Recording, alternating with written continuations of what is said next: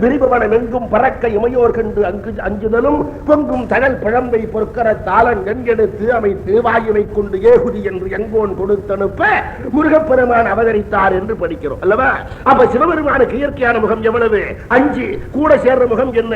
1. அதுக்கு என்ன பேரு? அதோமுகம். எதற்கு? அதர்மத்தை அழிக்க. இப்போ திரௌபதி தோன்றும் போது அசரீரி என்ன சொல்லிட்டு திரௌபதி எங்கிருந்து தோன்றினாள்? சிவபெருமானுடைய நெற்றிக்கண்ணில. எதற்கு? அதர்மம் செய்யும் அரசர்களை அழிக்க. அழிப்பதற்கு சிவன் நெற்றிக்கண்ணிலே இருந்து தோன்றியது என்றால் அவள் எந்த முகம்? அதோமுகம். திரௌபதி அதோமுகம் என்றால் சிவனுடைய மற்ற 5 முகங்கள் யார்? பாண்டவர்கள் 5 பேரும் சிவனுடைய மற்ற 5 முகங்கள் என்பதை விளக்குவதுதான். இந்த தத்துவ விளக்கத்துக்கு தான் கதையே தவிர அதுக்கு இல்ல கதை. அந்த மாதிரி ஒரு கதையை நம்ம நாட்டில் எழுத மாட்டார்கள். எழுதினால் நிற்காது. ஒரு இனத்தினுடைய கலாச்சாரத்திற்கு மாறுபட்ட கருத்தை மையமாக கொண்ட எந்த ஒரு காவியமும் நிற்காது. 5க்கு ஒருத்தி என்பது உலகியல் வாழ்க்கையின் அடிப்படையிலே சொல்லப்பட்டிருக்குமானால் பாரதம் இந்நேரம் நம்முடைய நாட்டிலே இருந்திருக்காது. ஆகவே இந்த 5 பேரும் சிவனுடைய 5 முகங்கள். திரௌபதி 6வது முகம். இந்த அதோமுகம் அந்த 5 முகத்தோடு சேர்ந்து அதர்மம் செய்யும் அரசர்களை அடிக்கப் போகிறாள். மண்மேல் அரக்கர் குலம் ஆள பிறந்தாள் ஒருத்தி என்று வாமன் முதல் கண்மேல் இன்று இவள் பிறந்தாள் கடற்காவலர்தம் குலமுடிப்பாள். அங்க திரௌபதி அவதரித்து வளர்கிற போது இங்கே எல்லாரும் ஒன்றாக கூடி பீஷ்மர், கிருபன், திருதராஷ்டிரன், துரோணர் எல்லாரும் ஒன்றாக கூடி யாருக்கு அரசு கொடுப்பதுன்னு முடிவு செய்தார். திருதராஷ்டிரனே சொன்னா தருமனுக்கு தான் அரசாட்சியை கொடுக்கணும். சரி, தருமனுக்கு பட்டம் சூட்டுவதுன்னு முடிவு செய்கிற போது சகுனி வந்தான். துரியோதனனை பார்த்தான். துரியோதனா, பாத்தியா உங்க அப்பாவே? இந்த பீஷ்மர், விதுரன், கிருப்பன் இவர்களெல்லாம் தருமனுக்கு கொடுக்கலாம்னா உங்களுடைய அப்பா திருதராஷ்டிரன் அவனுக்கு கொடுக்கலாங்கிறான். போ போய் உங்க அப்பாவை பார்த்துக்கோ. உனக்கு கண்ணு இல்லைன்னா எங்களுக்கு கண்ணு இல்லையான்னு கேளுப்பா. ஒருவருன்னு துரியோதனை போனா, தந்தையே எந்த மகனே உனக்கு கண்ணு இல்லைன்னா எங்களுக்கு கண்ணு இல்லையா? என்ன செய்யணும்? தருமனுக்கு ஆட்சி நீயாவே. வேற யாருக்கு கொடுக்க சொல்ற? எனக்கு இல்ல கொடுக்கணும். உனக்கு ஆட்சியை கொடுத்தா உனக்கு உதவி செய்வதற்கு யார் இருக்கிறார்கள்? சகுனி உண்டு. பிறகு பிறகு என் இளையோர்கள் உண்டு. சரி, உனக்கே ஆட்சியை வாங்கி தரேன். எல்லாம் கவனிக்கணும். பீஷ்மர், விதுரர், கிருப்பன் இவர்களெல்லாம் தருமனுக்கு ஆட்சியை கொடுக்க வேண்டும்னு சொல்ல போது ஆமான்னு சொன்னவன் திருதராஷ்டிரன். மகன் வந்து கேட்டு எனக்குத்தான் அரசாட்சி வேணும்னு சொன்ன போது சரி உனக்கே வாங்கி தரேன்னு தலையசைத்தவன் திருதராஷ்டிரன். இந்த இடத்துல வில்லிபுத்தூர் ஆழ்வார் திருதராஷ்டிரனுடைய முகத்துக்கு ஒரு உதாரணம் போடுகிறார். என்ன உதாரணம்? தன் மகன் வந்து கேட்ட போது அவனுக்கே அரசு வாங்கி தருவதாக கண்ணாடி போன்ற முகத்தை உடைய திருதராஷ்டிரன் சொன்னான். முகுரம் புரை முகத்தினன். முகுரம்னு சொன்னா முகம் பார்க்கிற கண்ணாடி. கண்ணாடி போன்ற முகத்தை உடைய திருதராஷ்டிரன் சொன்னான்.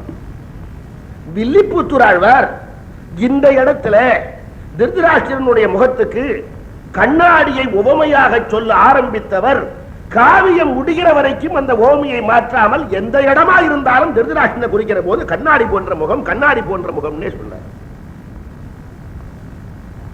இந்த இடத்துல முகரம் புரை முகத்தினர். அர்ஜுனன் தவநிலை சருக்கத்துல ஆடியானன்னு சொன்னார். திரும்ப திரும்ப இதே உதாரணம் தான், மாத்தவே இல்லை. இந்த மாதிரி ஒருவருடைய முகத்துக்கு கண்ணாடி கண்ணாடின்னு திரும்ப திரும்ப உதாரணம் சொல்லுகிறாரே, அப்ப அதுல ஒரு சிறப்பான நோக்கம் இருக்க வேண்டும் அல்லவா?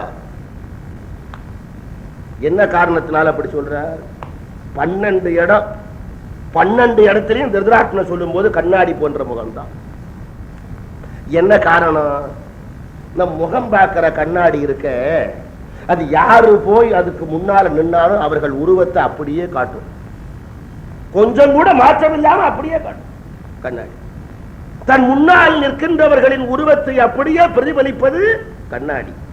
ஆனால் அது எதையும் காண முடியாது. முன்னால வந்து நிற்கிறவர்கள் உருவத்தை அப்படியே பிரதிபலிக்குமே தவிர கண்ணாடி பார்க்குமா? பார்க்காதே. திருதராஷ்டிரன் அப்படி தனக்கு முன்னால வந்து யார் எதை சொன்னாலும் தலையசைப்பான். அவனுக்கு என்று சொந்த கருத்து கிடையாது. மற்றவர்கள் எல்லாம் தருமனுக்கு கொடுக்கணும்னு சொன்ன போது தலையசைத்தான். மகன் வந்து கேட்ட போது அவனுக்கும் தலையசைத்தான். இவனுக்கு சொந்த கருத்து கிடையாது. ஆகவே கண்ணாடி போலே இருக்கிறவன். ஆகவேதான் இவனுக்கு இப்ப முகுரம் புரை முகத்தினர். கண்ணாடி முன்னால போய் யார் நின்னாலும் அந்த உருவத்தை அப்படியே காட்டும். மன்மதன் போய் நின்னாலும் அப்படியே காட்டும், ராஜபாளையம் போய் நின்னாலும் அப்படியே காட்டும் இல்லையா? அந்த மாதிரி தன் முன்னால வந்து நின்று யார் எந்த கருத்தை சொன்னாலும் தலையசைக்கிறவன். இந்த ஓமைய சாதாரணமா கருதாதீர்கள். திருதராஷ்டிரன் கைப்பிள்ளை, மற்றவர்களின் கருத்துக்கு தலையசைக்கிறவன், சொந்த கருத்து இல்லாமல் போய்விட்டான் என்கின்ற பாத்திர படைப்பை இந்த ஒரு உதாரணத்திலேயே ஆசிரியர் காட்டியிருக்கிறார். அதான் சரி, இவர்களை என்ன செய்வது, இவர்களுக்கு அரசாட்சி எங்க கொடுப்பதுன்னு திட்டம் போட்டு இவங்களை வாரணாவதத்துல குடியேற்றலாம்னு சொல்லி துரியோதனன், துச்சாதனன், சகுனி எல்லாம் ஒன்னா சேர்ந்து அவங்களுக்கு அரக்கு மாளிகை கட்டி அந்த அரக்கு மாளிகையில குடியேற்றி விடுவோம்னு சொல்லி உள்ள ஒரு சுரங்க பாதை தப்புவதற்கு ஏற்பாடு செய்து அவர்களுக்காகவே நடிப்பது போலே புரோச்சனன் என்கிற ஒரு மந்திரியும் கூட அனுப்பி பாண்டவர்கள் குடியேறிய பிறகு அரக்கு மாளிகையில நெருப்பு வைக்கிறதா திட்டம் போட்டு அவர்களுக்கு தெரியாம அரக்கு மாளிகையை கட்டி குடியேற்றி பாண்டவர்கள் அரக்கு மாளிகைக்குள்ள நுழைஞ்ச உடனே பீமன் போய் அரக்கு மாளிகை சுவத்துல அப்படி சாச்சா. சுவர் உள்ள போயிட்டு இது என்னடா புது முறையா இருக்க இந்த சுவருன்னு கையால கிள்ளி பார்த்தா மெழுகு. ஓஹோ, நமக்கு மெழுகுனாலேயே இவன் இந்த அரண்மனை கட்டி இருக்கிறதுலயே ஏதோ தந்திரம் இருக்கு. இது என்னன்னு தெரிஞ்சுக்கணும்னு இந்த மாளிகையை கட்டிய சிற்பி யார்? இங்கே வருக. சிற்பி வந்தார். அற்புதமாக மாளிகை வைத்திருக்கிறாய், உனக்கு ஒரு பரிசு தர வேண்டும். பக்கத்தில் வா.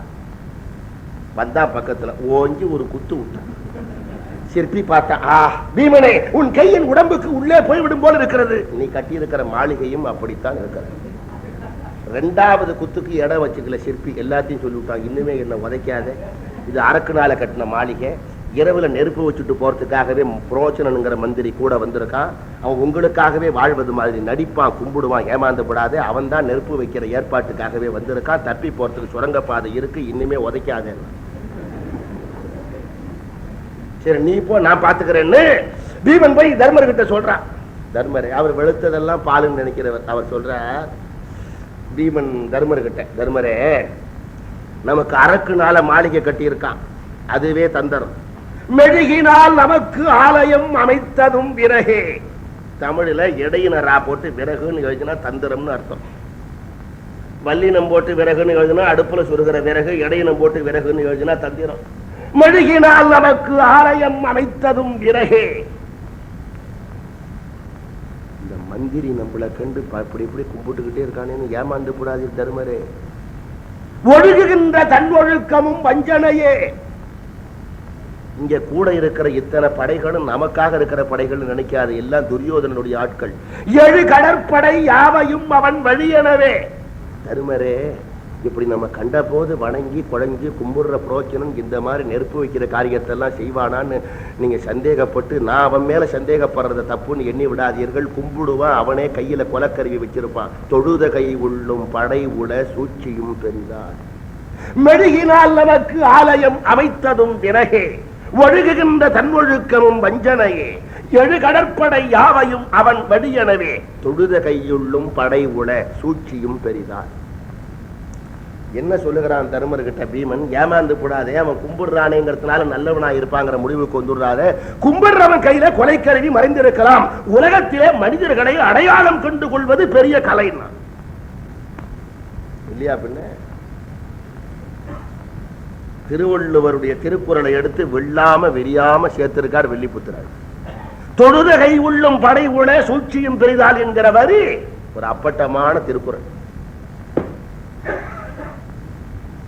திருவள்ளுவர் சொன்னார், அப்பா இந்த உலகத்துல வாழ்வதே ஒரு பெரிய கலை. புலி சிங்கம் கரடி இருக்கிற காட்டுல வாழ்ந்துள்ளாம், மனிதர்கள் இருக்கிற நாட்டுல வாழ முடியாது.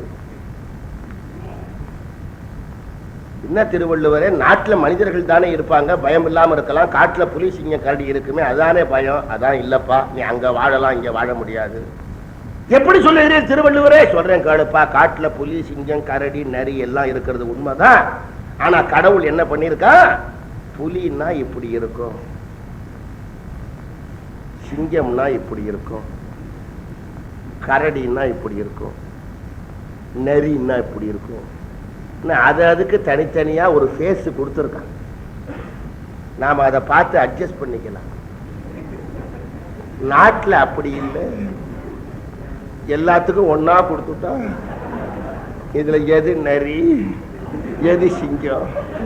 ஆனால் இந்த உலகத்தில் மனிதர்கள் மத்தியில் வாழ்வது ஒரு பெரிய கலை. அதனால திருவள்ளுவர் சொல்றார், உன்னை கண்டு யாராவது ஒருத்தர் கண்ணீர் விட்டா உன் மேல கருணையினால கண்ணீர் விடுறான்னு ஏமாந்து விடாதே.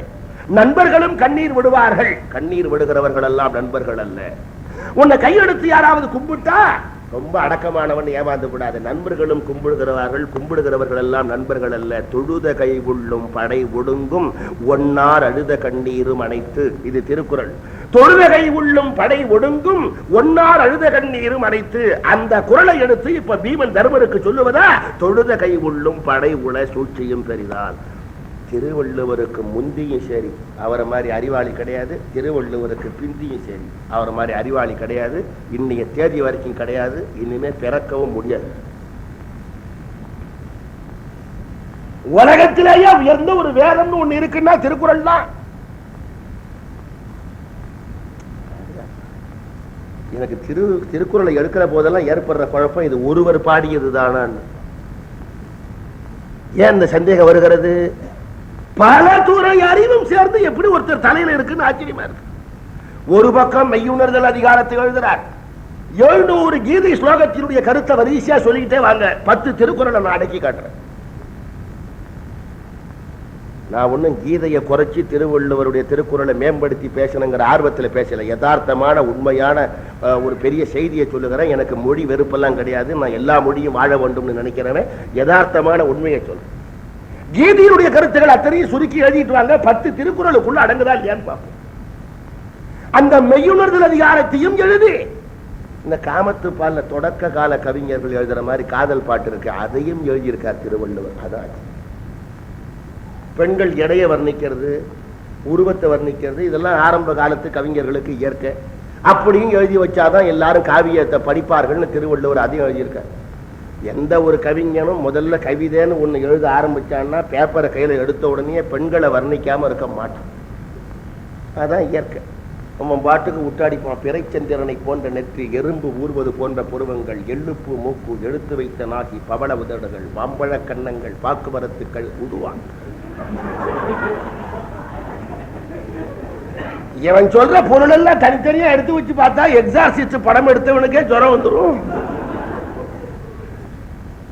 பெண்கள் எடைய வர்ணிக்காத கவிஞன் யாரு? பால் எடைங்கிறான், நூல் எடைங்கிறான், அன்னமோங்கிறான், அல்லவோங்கிறான். திருவள்ளுவரை பாருங்க. ஒரு பெரிய பணக்காரர் வீட்டுல செத்து பூட்டா அடிக்கிற பிணப்பறை கேக்குது. என்னையாச்சு இந்த வீட்டுல யார் செத்து பூட்டா? அது ஏன் கேட்கறையா? அவர் பெரிய பொண்ணு செத்து போச்சியா? பெரிய பொண்ணா? நான் இப்பதானே பார்த்தேன். இப்ப பார்த்து என்ன பண்றது? ஹார்ட் அட்டாக்கா? அதெல்லாம் ஒண்ணும் இல்லப்பா. வேற என்ன? அவர் பொண்ணும் பக்கத்து வீட்டு பொண்ணு தோட்டத்துக்கு போனாங்க. கூட போன பொண்ணு தோட்டத்துல ஒரு பூவை பறிச்சா, அந்த பூவுக்குள்ள காம்பை எடுக்காம இந்த பெண்ணு கூந்தல்ல வச்சுட்டா, அந்த காம்பு கனம் தாங்காம இடுப்பு ஒடுங்கி இந்த பொண்ணு செத்து.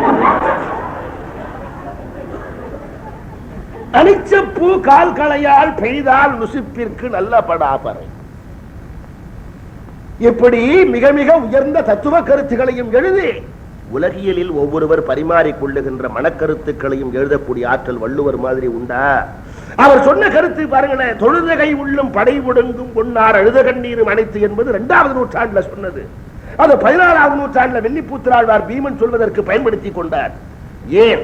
அந்த வள்ளுவ முனிவரினுடைய வாக்கு வெள்ளிப்புத்திராழ்வார் இடத்துல மட்டுமல்ல, 20வது நூற்றாண்டிலே வாழ்ந்த வார்தா முனிவர் மகாத்மா காந்தியடிகளை சுட வந்த கோட்சேயும் கும்பிட்டு விட்டுதான் சுட்டான். அவன் கும்பிடுகிற வரைக்கும் அவனை எல்லாரும் நண்பர்கள் என்றுதான் கருதினார்கள். கொலைக்கருவி உள்ளே மறைந்திருந்ததை பார்க்கிற போது திருக்குறள் இன்னமும் வாழுகிறது என்பதற்கு இதைவிட சான்று தேவையில்லை. இப்போ பீமன் எச்சரிக்கிறான் தர்மர்கிட்ட, மெழுகினால் நமக்கு ஆலயம் அமைத்ததும் பிறகே ஒழுகுகின்ற தன் ஒழுக்கமும் வஞ்சனையே, எழு கடற்படை யாவையும் அவன் வழியெனவே, தொழுதகை உள்ளும் படை உள சூழ்ச்சியும் பெரிதார். தர்மர் பார்த்தார், பீமனே எல்லாத்தையும் நீயே கவனிச்சுக்கோன்னார். அது போறாதா? அவன் பார்த்தான், புரோச்சனரே,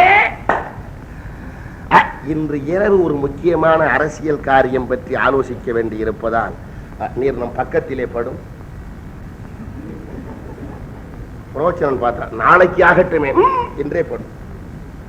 இரவோட இரவா புரோச்சனனை உள்ள வச்சு அரக்கு மாளிகைக்கு நெருப்ப வச்சு பீமன் தாய் குந்தியும் 4 சகோதரர்களையும் அவனே சுமந்து கொண்டு மாளிகையை விட்டு வெளியேறினான். மாளிகை பற்றி எரிந்தது. ஊர் உலகத்தவர் எல்லாம் பாண்டவர்கள் எரிந்து போனார்கள் இருக்கிறார்கள். துரியோதனனுக்கு அங்க மகிழ்ச்சி தாங்கல. பக்கத்துல சகுனியை வச்சுக்கிட்டு கேட்கிறாங்க, எப்படி இந்நேரம் பாண்டவர்கள் எரிந்து போயிருப்பார்கள் அல்லவா? சகுனி, கரிந்தே போயிருப்பார்கள். சபாஷ்,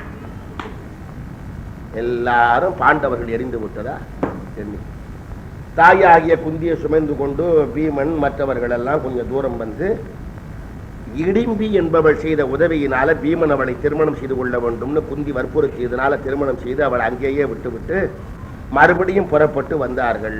இடைவெளியில வியாசர் பார்த்து சொல்றார், பாண்டவர்களே, நீங்கள் அரக்கு மாளிகையில எரிந்து போய்விட்டதாக உலகமே நம்பி இருக்கிறது. கொஞ்ச காலம் நீங்களும் அப்படியே இருங்கள். புரியவில்லையா பாண்டவர்களே? நீங்கள் எரிந்து போய்விட்டதாக உலகம் நம்பி இருப்பது அப்படியே இருக்கட்டும். கொஞ்ச காலம் வேற்று உருவத்தில் வாழுங்கள். உங்களை இந்த நேரத்தில் நீங்கள் வெளிப்படுத்திக் கொள்ளக்கூடாது. கொஞ்ச காலம் அந்தணர்கள் வடிவத்தில் நீங்கள் இருங்கள். எதுவரைக்கும் இருக்க வேண்டும் என்றால் பாண்டவர்களே, திரௌபதிக்கு சுயம்பரம் நடக்கிற வரைக்கும் நீங்கள் இந்த அந்தணர்கள் வடிவத்திலேயே இருங்கள். வியாசர் அப்படி அறவுரை சொன்னதுனால இவர்கள் அந்தணர்கள் வடிவத்திலேயே இருக்கிறார்கள். இந்த இடம் எதுக்காகன்னு சிந்திக்கணும். கதைப்படி பார்த்தா இவங்களை தனியா மாளிகையில குடியேற்றி அரக்கு மாளிகையில நெருப்பு வைத்து கொல்ல வேண்டும்னு துரியோதனன் திட்டம் போட்டு இருக்கிற உண்மை வெளிப்பட்ட பிறகு பாண்டவர்கள் இப்ப வெளியே வந்து துரியோதனோடு போர் செய்வதுதான் முறை இல்லையா? எங்களை தனியா மாளிகையில குடியேற்றி கொல்ல பார்த்தாயா என்று போர் செய்வதுதான் முறை. இப்ப வேண்டும் என்ற தலைமறைவாக இவர்கள் வாழ வேண்டும் என்று வியாசர் சொல்லுவதனுடைய நோக்கம் என்ன? அதை சிந்திக்க வேண்டாமா? கதையை மட்டுமே கேட்டு புண்ணியம் இல்லை. கதையில முடிஞ்ச வரைக்கும் ஒவ்வொரு இடத்திலும் என்ன தத்துவம்ங்கிறத பார்க்கணும். இந்த நேரத்தில் இயற்கையா அவர்கள் வழிபட்டு நேர போய் துரியோதனாதியரோடு போர் செய்து தங்களுக்குரிய பங்கை பெற வேண்டுமே தவிர எங்களுக்கு தனியா ஒரு இடத்தை கொடுத்த ஆழ்வதற்கு ஒரு நாட்டை கொடுக்கிறேன், ஒரு அரண்மனையை கட்டின, நெருப்பு வைத்துக் கொள்வதற்கு திட்டமா அப்படின்னு போர் செய்திருக்க வேண்டிய நிலையில தலைமறைவாகவே இருங்கள் ஏன் சொல்லுகிறார்? எனக்கு முன்னால உட்கார்ந்து இருக்கிற மெய்யன்பர்கள் தாய்மார்கள் எல்லாரும் எல்லாம் அல்ல இறைவனுடைய கருணையினால இன்னைக்கு ரொம்ப சுகமான ஒரு வாழ்க்கை நடத்துகிறீர்கள். நடத்துவதில் பெருமை. இன்னும் நிறைய சுகமா நீங்கள் வாழ வேண்டும்னு நான் பிரார்த்திக்கிறேன். ஆனா இங்க பெரியவர்களா உட்கார்ந்து இப்ப ஓரளவுக்கு இறைவனாலே சுகமான ஒரு வாழ்க்கையை பெற்றிருக்கிறவர்கள் எல்லாம் இளமை காலத்துல இவ்வளவு சுகத்தோட நீங்க இருந்திருக்க மாட்டீங்க. எங்கெங்கேயோ கஷ்டப்பட்டு துன்பப்பட்டு அன்றாட வாழ்வு நடந்தால் போதும் என்கிற சராசரி நிலைக்கு ஒரு வாழ்வை தொடங்கி இறைவன் கருணையினாலும் உங்க முயற்சியினாலும் நீங்க நல்ல நிலையில இருக்கிறீர்கள். ஆனா இன்றைய நிலையில உங்க குழந்தைகளை நீங்க வளர்க்கிற போது நீங்க இளமை காலத்துல துன்பப்பட்டதெல்லாம் உங்க குழந்தைக்கு தெரியக்கூடாதுன்னு நீங்க நினைப்பீங்க. உங்க குழந்தை துன்பத்துல வளரக்கூடாதுன்னு நினைப்பீங்க. நாம தான் இளமை காலத்துல வறுமையில கஷ்டப்பட்டோம் சார், நம்ம குழந்தை சுகமா இருக்கட்டும்னு அவனுக்கு எல்லாம் செய்வீங்க. அப்படிதான் செய்யணும். அதான் முறை. எத்தனையோ தாய்மார்கள் இளமை காலத்துல கஷ்டப்பட்டவங்க குடும்பம் நல்லா வந்து சுகமா போன பிறகு நம்ம பையனுக்கு 5 மணிக்கு பெட்ல கொண்டு போய் காப்பி கொடுக்கலன்னா எழுந்திருக்க மாட்டானே அப்படின்னு பெருமைப்பட்டுக்கிறது இயற்கை. அப்படிதான் செய்யணும். நம்ம குழந்தைக்கு நாம செய்யாம யார் செய்ய முடியும்? இளமை காலத்துல நாம பட்ட வறுமை துன்பம் பொருள் ஈட்ட முடியாம தவித்தது நம்ம வாழ்க்கை சூழ்நிலையெல்லாம் குழந்தைக்கு தெரிய வேண்டிய அவசியம் இல்லை. அவனுக்கு வறுமை தெரியாம வளர்க்கணும்னு ஒரு எண்ணம். உண்மைதான், அப்படியே வளங்க. ஆனா 5 நாளுக்கோ 10 நாளைக்கோ 15 நாளைக்கோ ஒரு மாசத்துக்கோ ஒரு தரம் ஏதாவது ஒரு காரணம் காட்டி பையனை வேணும்னு பட்டினி போடுங்க. இன்னைக்கு கிருத்திகடான்னுங்க, அமாவாசை என்னுங்க, இல்ல உங்க தாத்தாவுக்கு தேவசம் பண்ணுங்க. என்னைக்காவது ஒரு நாளைக்கு ராத்திரி 9 மணிக்கு திடீர்னு கூட்டிக்கிட்டு போய் கேஎல் போகணும்பா அப்படின்னு கூட்டிக்கிட்டு போய் திரும்பி வீட்டுக்கு வரத்துக்கு லேட் ஆகி அவன் மெத்த தலையணில படுக்காம வெறும் தலையில படுக்கிற மாதிரி ஒரு சந்தர்ப்பத்தை ஒரு நாள் இரவாவது உண்டாக்குங்க. ஏன்? இப்ப நீங்க உங்க சுகமான வாழ்க்கையை பிள்ளைக்கு கொடுத்து விட்டா அவன் எதிர்காலத்தில் தப்பித்தவர் ஏதாவது ஒரு வறுமை நிலைக்கு வர வேண்டிய அவசியம் வந்துட்டுதுன்னா அந்த வாழ்க்கையையும் அவன் ஏற்றுக்கொள்ளத்தக்க வகையில் இப்பவே பயிற்சி கொடுக்க வேண்டியது ரொம்ப அவசியம். அவனை சுகமாகவே வளர்த்து விட்டு எதிர்பாராத வாழ்க்கையில் அவனுக்கு ஒரு துன்பம் வந்து போச்சுன்னா அவனால வாழ முடியாது. ஆகவே சுகமாக இருக்கிற காலத்திலேயே துன்பமயமான வாழ்க்கைக்கும் தங்களை தயார் செய்து கொள்வது வாழ்க்கை. அதை காட்டுவதற்காகத்தான் வியாசருக்கு தெரியும் இந்த பாண்டவர்கள் இன்னும் கொஞ்ச காலத்தில் ராஜசூய யாகத்தை நடத்தி மிகப்பெரிய சக்கரவர்த்தியாகி அதை தொடர்ந்து சூதாடி சூதாட்டத்தின் விளைவா 12 ஆண்டு வனவாசமும் ஓராண்டு அஞ்ஞாதவாசமும் போகணும். அந்த ஒரு ஆண்டு கால தலைமறைவு வாழ்க்கை அவர்கள் வாழ வேண்டுமானால் திடீர்னு போய் வாழ அவர்களால முடியாது. முன்கூட்டியே அதற்கு ஒரு பயிற்சி இருக்கட்டும் என்பதற்காகத்தான் இப்போது கொஞ்ச காலம் தலைமறைவாக இருங்கள் என்று வியாசர் தெரிவித்தார். சக்கரவர்த்தியா இருக்கிறவனை போய் தலைமறைவா ஒரு ஆண்டு காலம் இருந்த முடியுமா? இதுதான் இந்த கதையினுடைய தத்துவம். சரின்னு அவர்களும் அந்தணர்கள் வடிவத்தில் இருக்கிறார்கள். அப்படியே கொண்டு போய் ஒவ்வொரு பாதையா சென்று கொண்டிருக்கிற போது பெரிய கவலையில ஒரு அறிவிப்பு செய்தான். யாரு? யாகசேனன், திரௌபதிக்கு தந்தை. அவன் திரௌபதி அவதரிச்சதே அர்ஜுனனை திருமணம் செய்து கொள்ள, பாண்டவர்கள் அரக்கு மாளிகளை எரிந்து போயிட்டார்கள்னு சொன்னா அப்ப அவதரித்தது வரமாக அசரீரியா ஒரு குரல் கேட்டது. இதெல்லாம் என்ன ஆகிறது? அதனால யாகசேனனுக்கு ஒரு சந்தேகம், பாண்டவர்கள் அரக்கு மாளிகளை எரிஞ்சிருக்க முடியாது, பிறகு அவர்களை எப்படி கண்டுபிடிப்பது? ஒண்ணு செய்வோமே, திரௌபதிக்கு சுயம்பரம்னு சொன்னா அவர்கள் எங்க இருந்தாலும் வந்துதானே ஆகணும். திடீர்னு யாகசேனன் திரௌபதிக்கு சுயம்பரம். சில பையன் வீட்டை விட்டு கோச்சுக்கிட்டு போயிடுவான். பையனுக்கு அப்பா பத்திரிகையில விளம்பரம் பண்ணுவார், நீ இனிமேல் படிக்கவே வேண்டாம், உடனே வரவும். வரமாட்டான். சொத்து பூரா உன் பேருக்கு எழுதுகிறோம், உடனே வரவும். வரமாட்டான். உன் தாயார் சாக கிடக்கிறாள், உடனே வரவும். வரமாட்டான். உனக்கு திருமணம் செய்வதாக உத்தேசம், காலையில வந்து டான்னு நிற்பான். அப்படி திரௌபதிக்கு சுயம்பரம்னா எங்க இருந்தாலும் வந்துதானே ஆகணும்னு யாகசேனன் சுயம்பரம்னு அறிவிச்சான். பாண்டவர்கள் அந்த சுயம்பரத்திற்கு போவதற்கு புறப்பட்டார்கள். அவர்களுக்கு நல்ல சகுனம்.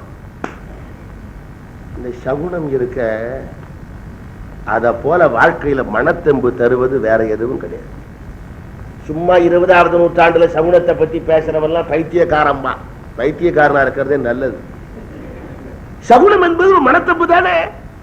நான் ஒரு பெரிய செயலை மனதில் வைத்துக் கொண்டு வீட்டை விட்டு இறங்கும் போது நல்ல சகுனம் வந்ததுன்னா சபாஷ், இந்த காரியத்தை முடிச்சுட்டோண்டான்னு நினைப்பேன். மனதில் ஒரு மடங்கு தெம்பு வந்தா உடம்புல 2 மடங்கு தெம்பு வரும். சகுனத்துல நம்பிக்கை இல்லாதவன் கூட காரியம் முடியலன்னா அப்புறம் நம்புவான். அண்ணே, நான் புறப்படும் போதே மேப்படியான் எதிர வந்தான். அந்த மேப்படியான முதல்லயே பார்த்துட்டா. நம்ம இளைஞர்களுக்கு சகுனத்தில் நம்பிக்கையே கிடையாது. ஏப்ரல்ல இருந்து ஜூன் வரைக்கும் நம்புவான். ஏன்னா அப்பதானே பரீட்சையை வைக்கிறான். அப்பவும் நம்ப மாட்டான். பேப்பர் பேனாவை எடுத்துக்கிட்டு இவன் வீட்டை விட்டு புறப்பட்டு வாசலுக்கு வந்த உடனே எதிர வரவே கோழி முட்டை, கோழி முட்டை.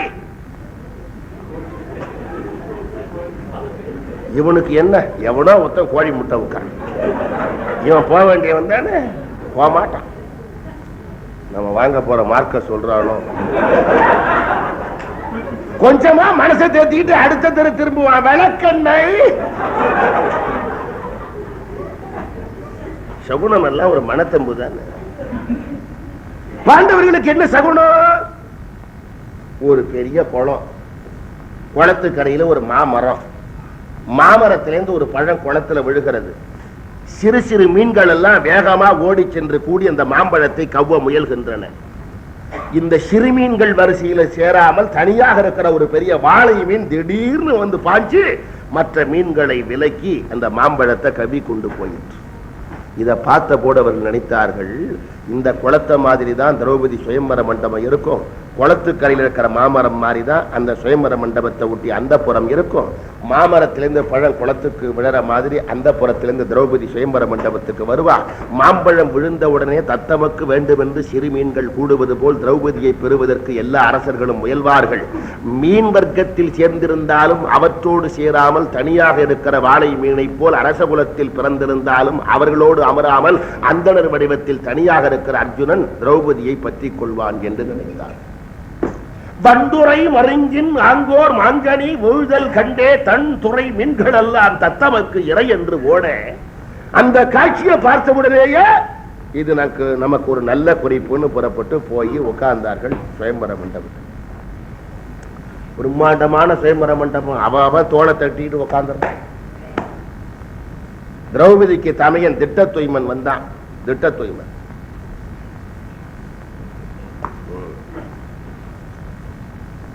எங்களுடைய அழைப்பை ஏற்று இந்த சுயம்பரத்திற்கு வந்திருக்கிற வேந்தர்களே, வீரர்களே, வணக்கம்.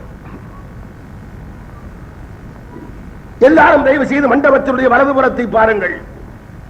அப்பதான் எல்லாம் வலது பக்கத்தை பார்க்கறான். அங்க ஒரு பெரிய வில்லு